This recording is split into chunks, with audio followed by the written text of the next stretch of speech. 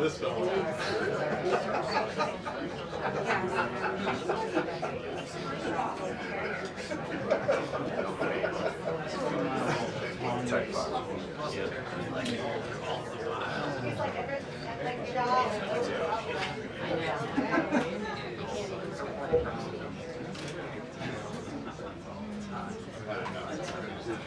So we sand catch, super wide.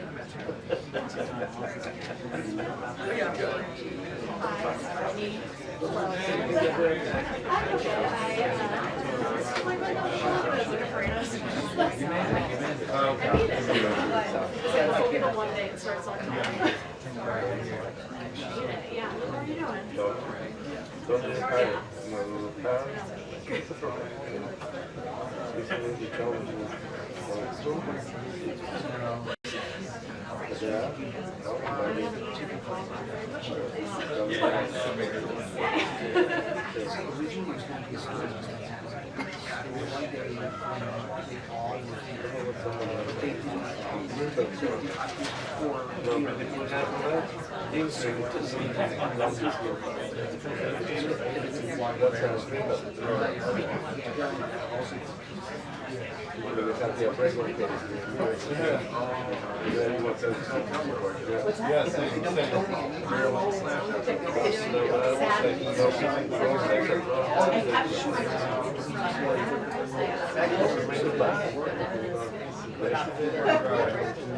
And like later in the day,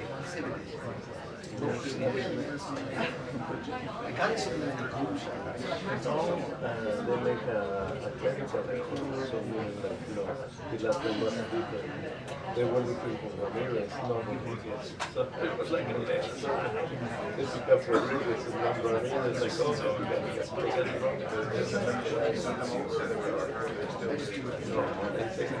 it was like, you know, they grab you and they say, okay, somebody's for like 24 hours a day, grab them as much as you can, and you can, between them. Yeah, what is it? अच्छा कब रात को भेजूं चलेगा मेरे पास देखना पड़ेगा मेरे को कितना है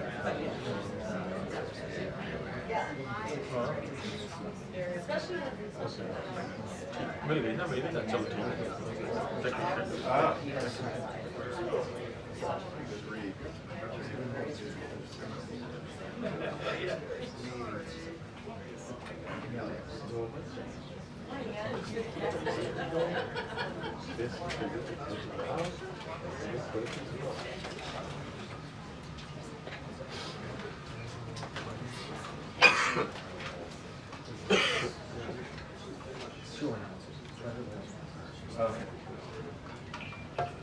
Two-minute warning, 2 minutes.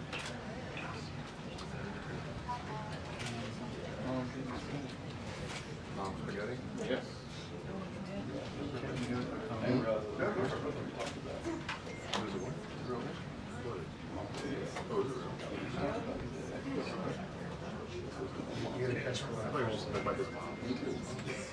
No, you're good. You're good. I'll stay.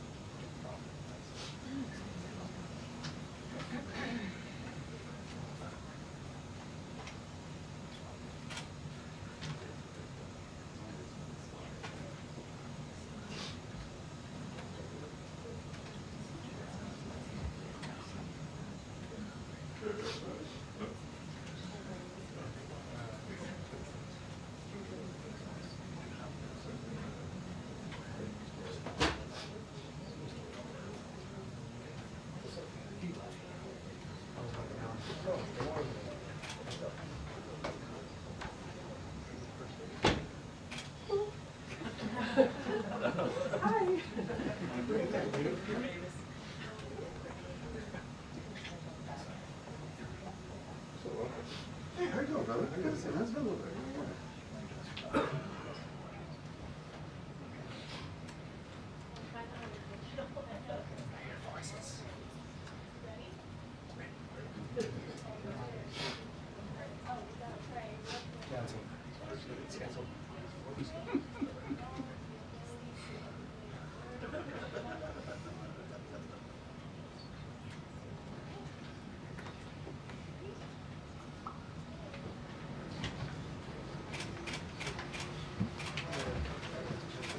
Good afternoon, everybody.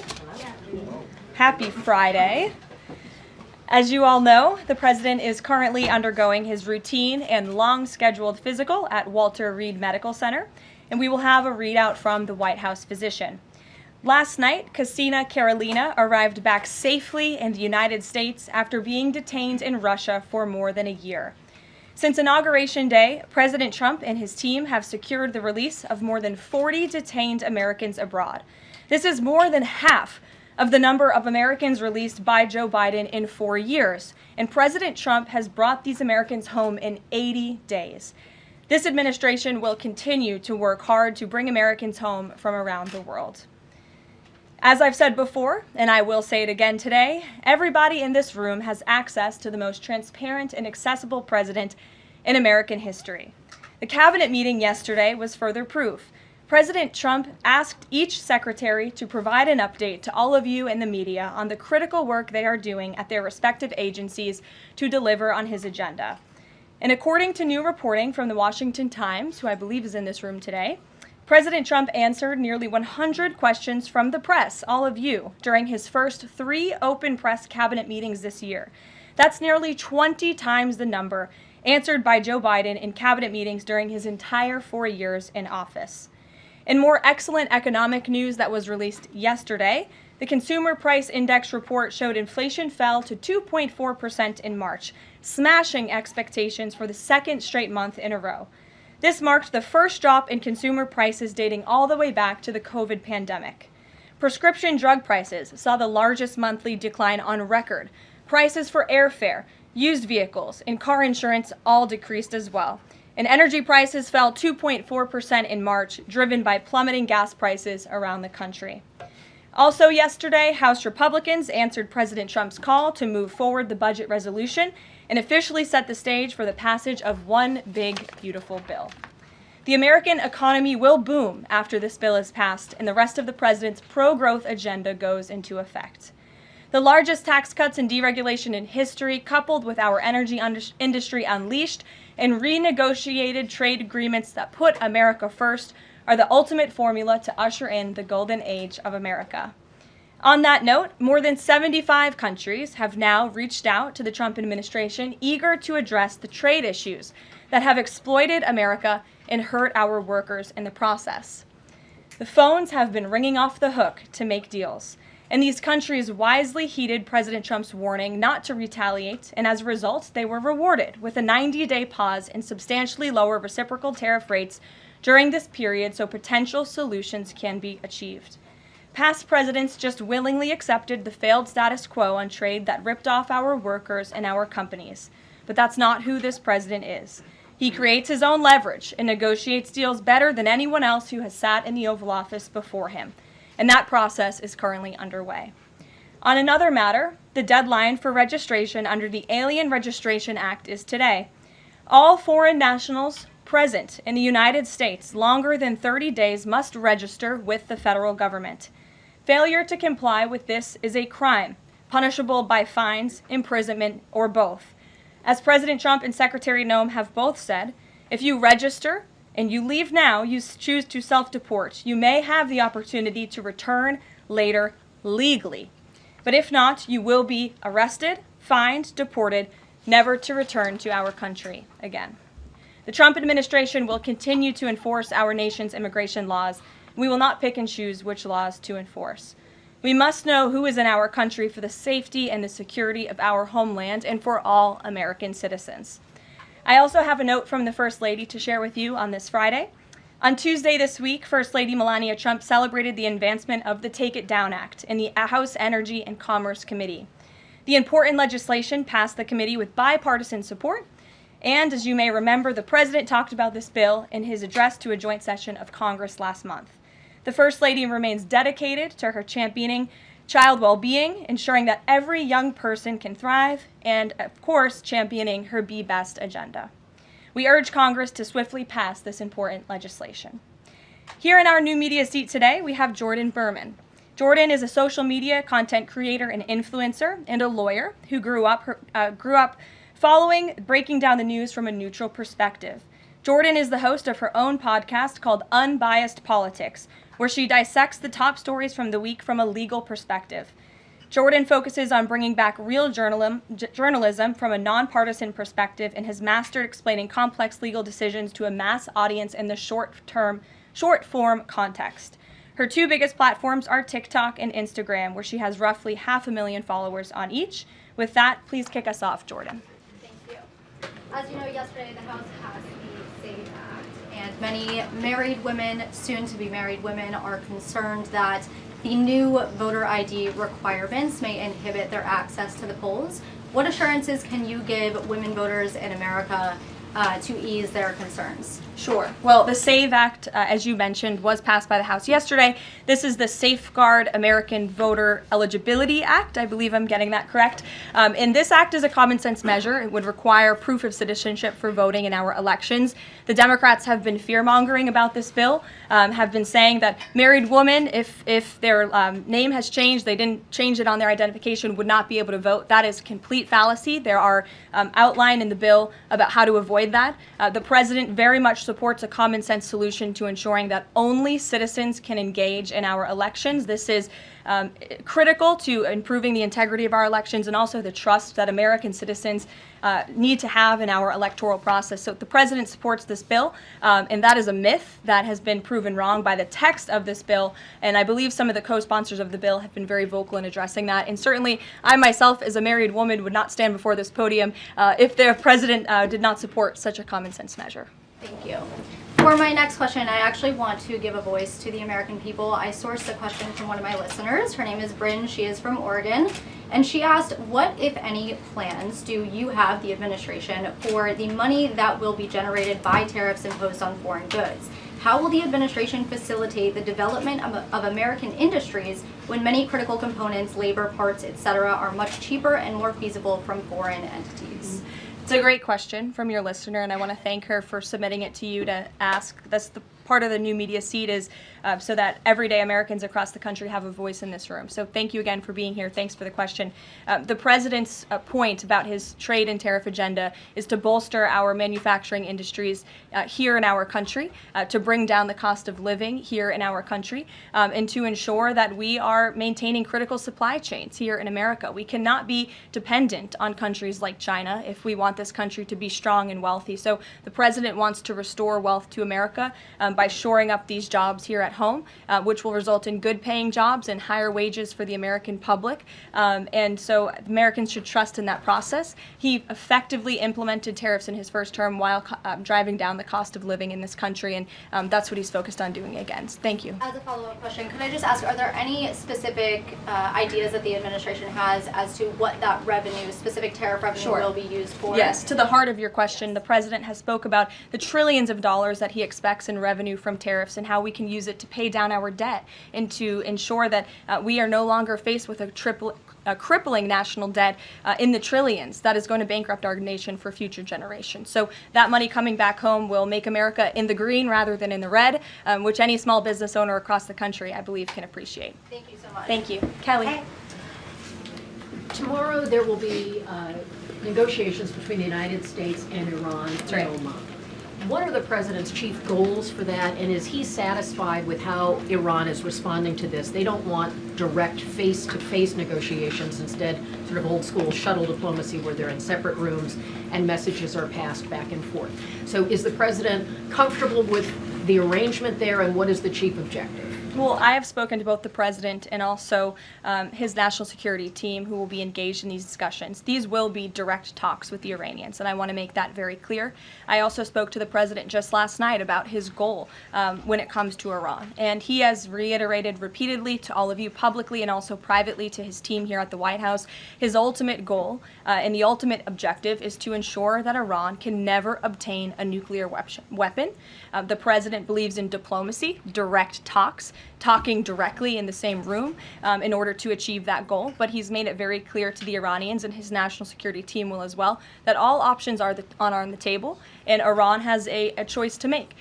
You can agree to President Trump's demand, or there will be all hell to pay. And that's how the president feels. He feels very strongly about it. And can you update us on Mr. Witkoff in Russia and what's happening with direct communications with Vladimir Putin? I can confirm that Mr. Witkoff is in Russia to have direct communications with the Kremlin and with Vladimir Putin.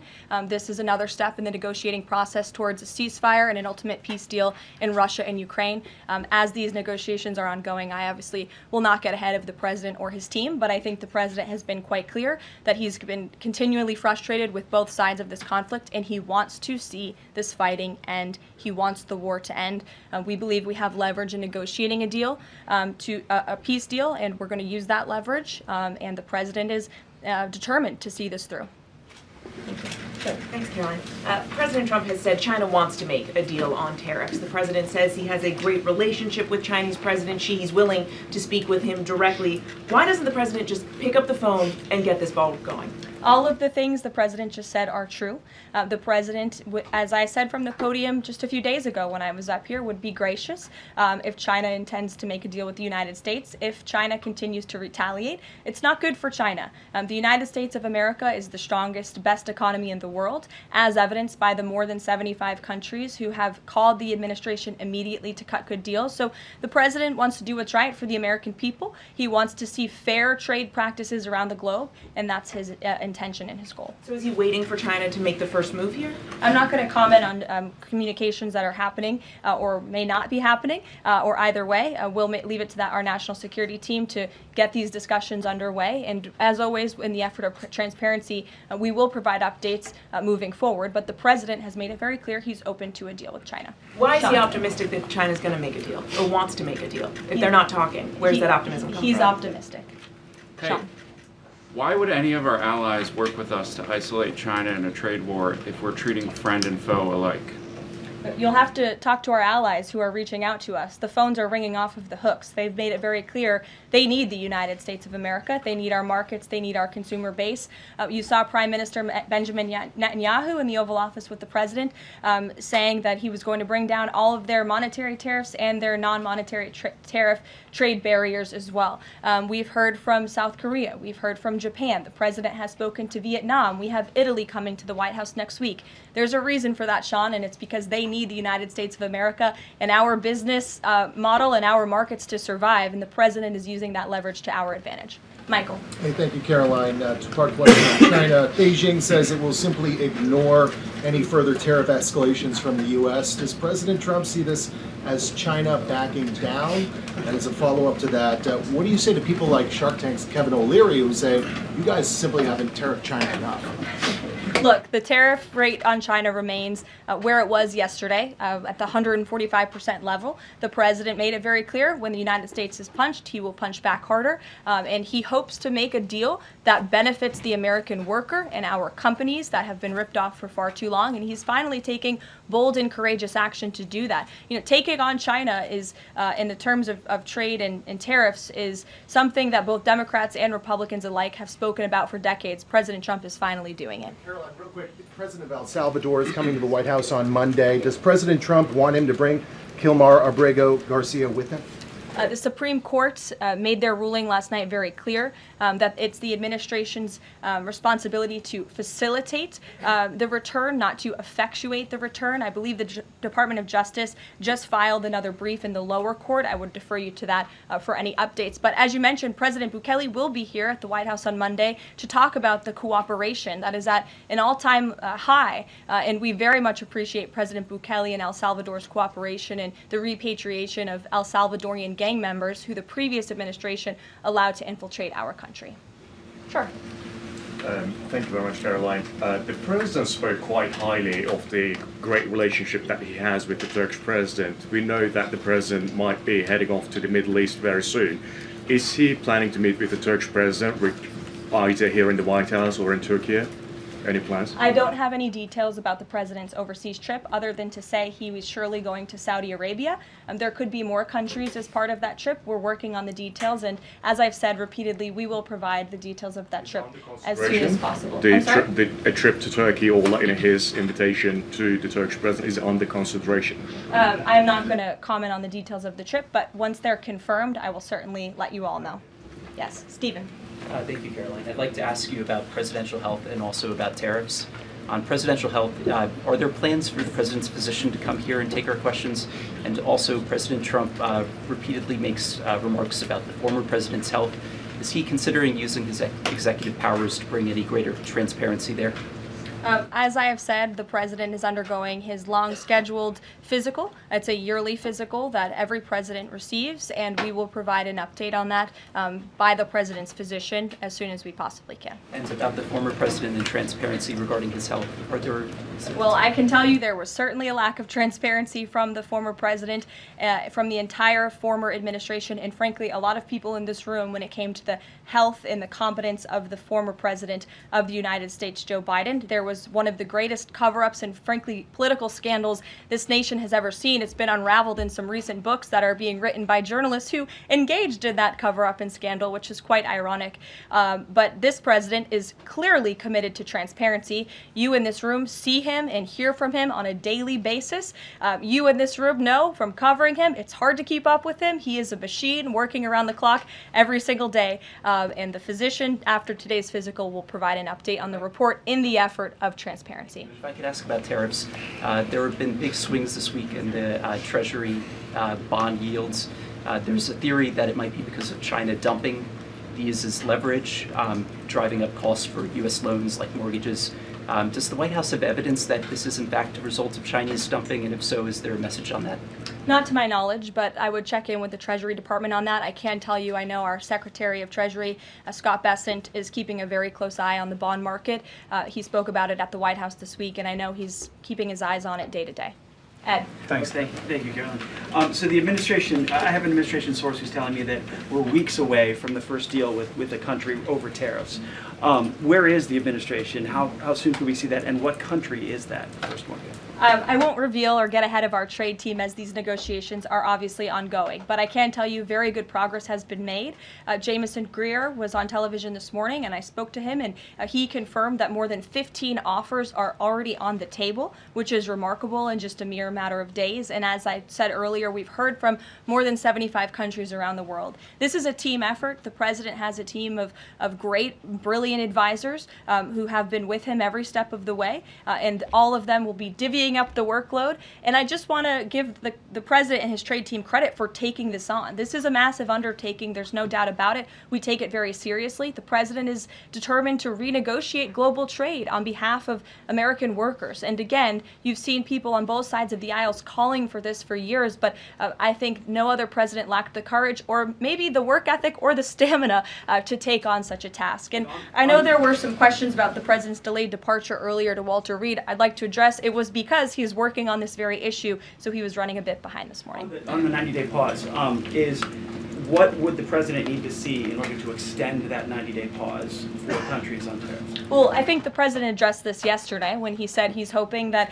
there will be good deals made before the 90 days is up, and we will cut those deals as soon as we possibly can, country by country, tailor-made deals for each and every country as they all propose unique challenges and unique assets to each country, advantages rather, and when that 90-day mark hits, the president will make that decision then. One more, if I could, on a different subject. So a bird earlier attacked my colleague, Peter Doocy, during a live shot at I'm wondering the White if House. that's why Peter is absent from his seat.